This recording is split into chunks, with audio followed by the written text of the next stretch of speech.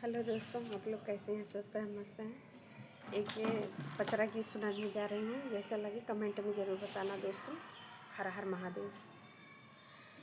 गलिया की गलिया हो घूमली मलिनिया है कि नाली है ना हमरे डेलरी का फुलवा मैया के नाली है ना हमरे डेलरी का फुलवा मैया के ले है ना अपने मंदिरवा से बोल शीतला मैया हो कि हम ले बना तुहरे डेलरी का फुलवा मालिन हम ले बना गलिया की गलिया हो घूमली मालिनी यहाँ है कि नाली है ना